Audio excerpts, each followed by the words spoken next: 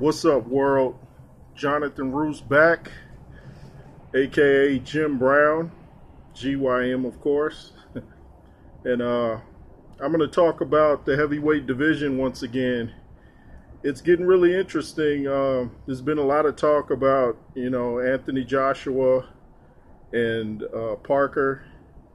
And if Anthony Joshua gets past Parker, hopefully the next fight will be against Deontay Wilder if he gets past Ortiz, which is not a given because Ortiz is a dangerous guy.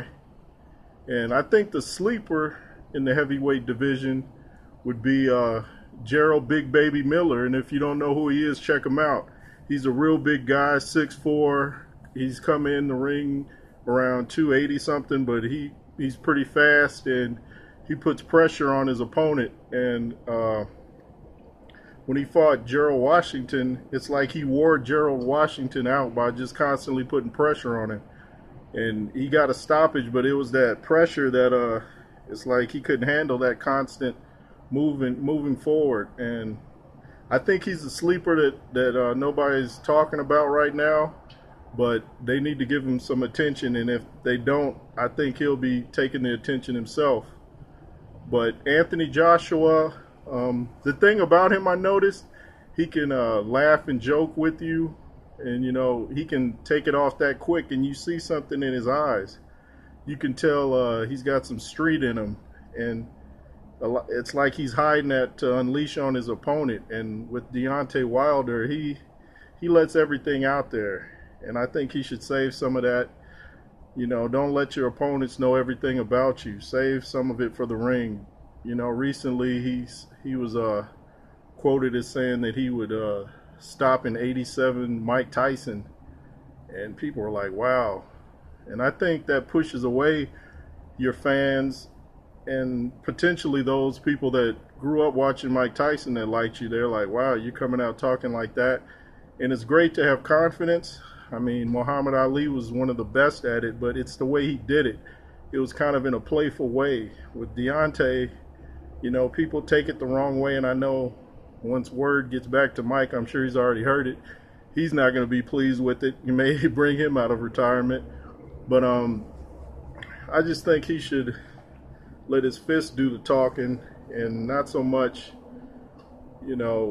coming out and he gives this stuff to the media and the media eats it up. But where's the media going to be if he gets knocked out? And then, and like I said, he can bring in Mike Tyson's fans by being humble. And he's going to need as many fans as he can get going over to the UK because Anthony Joshua's got the UK behind him, Nigeria. I mean, Joshua's got, he's deep. So I just think Deontay should just do like Lennox Lewis said, take care of his era and let the public decide where he's put in history and stop worrying about Mike Tyson, the '87 version. Just worry about the guys in front of you. You got to get past Ortiz first. And Anthony Joshua is definitely focused on Parker, and Parker's focused on him. You can see it in their eyes. And like I said before in my other video, classy guys, and I really look forward to that fight.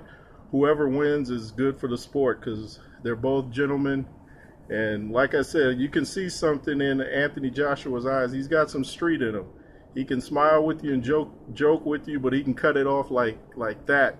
And I think people are taking him lightly, saying, well, he doesn't have a chin, but he got knocked down, which showed him that he can get up.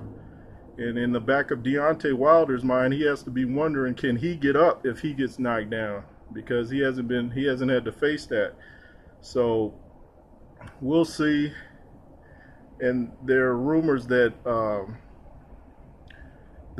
Wilder got knocked out by Klitschko in sparring, and that's with headgear. And I've seen both guys hurt a little bit. I saw Wilder hurt against Molina. I saw Joshua hurt a little bit against Dillian White. But, that happens in the heavyweight division. But, these guys are tough. They keep going. And speaking of Dillian White, I think he's pretty much a glorified club fighter. And I don't think he wants to fight people like Gerald Big Baby Miller once he hears that street talk from Brooklyn, and then he sees the size backing up that talk. He ain't gonna want no parts of that.